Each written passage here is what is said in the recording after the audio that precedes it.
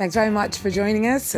I'm Georgia Calvert-Smith. This is Eye on Africa. Tonight, more tensions in South Africa as Johannesburg sees foreign-run businesses ransacked by protesters in the latest round of xenophobic violence. Also, there are calls for more international help for the thousands of people struggling to get by around Lake Chad after having been forced from their homes by Nigeria's Boko Haram insurgency. And with more on the insurgency after years of violence in northeastern Nigeria, the education of children from all kinds of backgrounds has often been sent into limbo.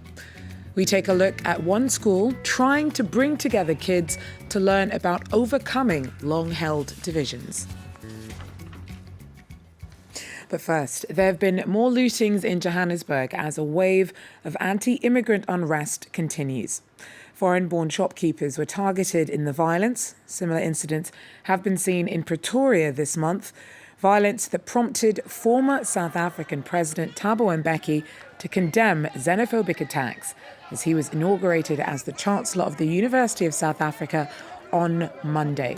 Now, divisions in the country have deepened as unemployment and poverty gets worse. Last week, President Jacob Zuma condemned attacks, whilst police have appeared to downplay the xenophobic nature of the violence. Jane Flanagan tells us more. Georgia, you say Jacob Zuma condemned the attacks. What he condemned was clashes between South Africans and foreigners. He certainly has not used the word xenophobia. He certainly hasn't apportioned blame for the violence. He is playing a very steady bat on that and being seen to condemn the violence without saying what its motivation is.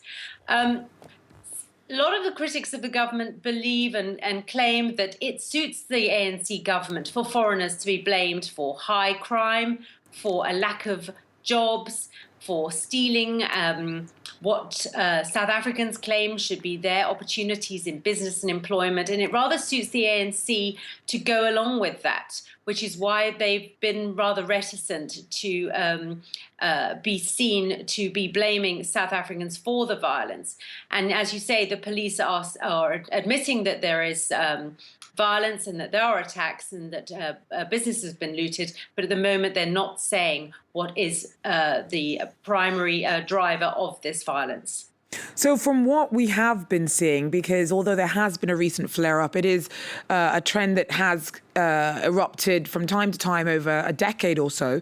Is it generally mainly poorer immigrants bearing the brunt of discontent when it does happen? Yes, we are seeing the majority of the violence now in the townships, where unemployment rates are high, where poverty is very, very sharp, where we are seeing South Africans blaming foreigners for getting their young people into gangs, into drugs, into crime. And it certainly seems to be suiting the ANC government for that narrative to be played out. But the government are now coming under pressure from the authorities in Abuja, who are wanting to know what the South African government are doing to afford protection to Nigerian nationals in South Africa. We have seen threats of reprisal attacks on businesses and contractors in Nigeria, and certainly the South African government will want to avoid being seen to have failed to protect their own nationals working in Nigeria in exchange, in revenge for failing to protect Nigerians here at home. Jane Flanagan there for us in Cape Town. Now, several people were injured in a car bombing near an army checkpoint in Mogadishu on Monday. Soldiers had reportedly received information about an attack and were chasing the bomber when he detonated the device. It happened just hours after extremist group Al-Shabaab threatened a new wave of violence against the rule of Somalia's new president, Mohamed Abdullahi. Staying with Somalia, at least 2 people have been killed in a huge fire in Mogadishu's main market. The blaze started overnight into Monday and spread rapidly through the site, razing buildings and shops to the ground and sending hundreds of people fleeing from the city's commercial centre. It's still not clear what caused the fire, but some traders suspect it may have been started by an electrical fault. Around the Lake Chad Basin, more than 2 million people have been displaced during Boko Haram's 8-year insurgency in Nigeria. Over a dozen countries have promised emergency aid to the tune of around $700 million. But the amount is not nearly enough to help all those forced from their homes by the crisis. Our correspondent sent us this report from a refugee community in northern Cameroon. A few bags of rice, enough for a couple of days, a relief to these displaced people who struggle to feed their families every day. Forced to flee their homes and the violence of Boko Haram, they found refuge here in Kolofata in Cameroon, a few kilometers from the Nigerian border. For the first time, they're receiving food from the International Red Cross. There are 20,000 displaced people here, but only 3,000 will receive a food ration. They have lost everything and abandoned everything, and here in this area, they're all vulnerable. But we can't take care of all these people. Given our means, we had to make a selection.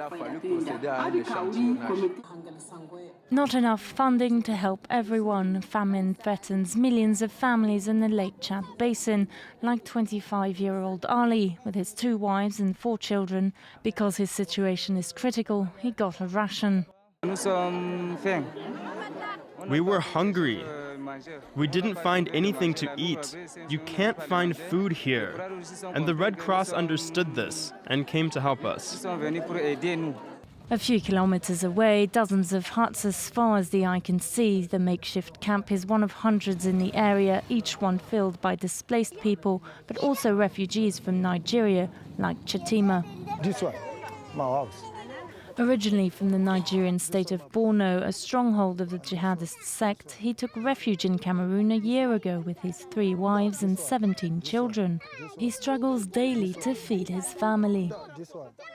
No, I go sell firewood and water. I go sell them. What the thing where I get them small, just come manage, I go chop. 10 million people fleeing the Boko Haram crisis need emergency assistance around the Lake Chad Basin. The United Nations is asking for nearly €1.5 billion, but only a third of the amount is earmarked for aid workers who say they are currently facing the worst crisis in the world. Well, despite the disruption caused by Boko Haram, teachers at one school in Maiduguri, northeastern Nigeria, are doing what they can to bring children from all walks of life together to prepare for their futures. Kids at the Future Prowess Institution may have found their way there after having suffered some tough times, but staff aim to focus on the positive hopes they all share. This is not an ordinary school in Maiduguri. It welcomes both children born to Boko Haram fighters and those who became orphans after an attack by the jihadists. Many of the 540 students have witnessed horrible events. While we were sleeping, the militants came in and said we should give them money and phones. They collected all the phones and shot my father with a gun. They attacked on a Monday, they killed many people, and then they took my father to the outskirts of the town. They killed him and brought back his body. The aim of the school is to bring healing to the community after years of conflict in northeast Nigeria. There are those ones that their parents are Boko Haram. Nobody is going to take care of the children. And if we allow them to remain in the community, they now become stigmatized. And as time goes on, maybe they will start thinking of having that kind of mentality because nobody gives them care. In recent months, the Nigerian army has been able to secure areas that for years were under Boko Haram's control. Many residents have returned to their homes, and schools are struggling to deal with the influx of pupils. According to the UN, there are still 3 million children in northeast Nigeria who are unable to go to school. Well, finally, we turn to Burkina Faso, where the Pan-African Film and Television Festival of Ouagadougou, known as FESPACO, has kicked off with a focus on women for its 2017 edition. One of the features on offer is the festival's first showing by a Tanzanian director. Called Aisha and directed by Chande Omar, the moving film is about a young woman's struggles with the stigma, shame and victim blaming that follows a gang rape. At previous showings, producers have called on audiences to take the film's message to heart and speak up on behalf of the abused. Aisha's up for FESPACO's most prestigious prize, the Golden Steed of Yanenga. We wish it all the best. Well, that's it for Eye in Africa. Thanks for watching. Do so again.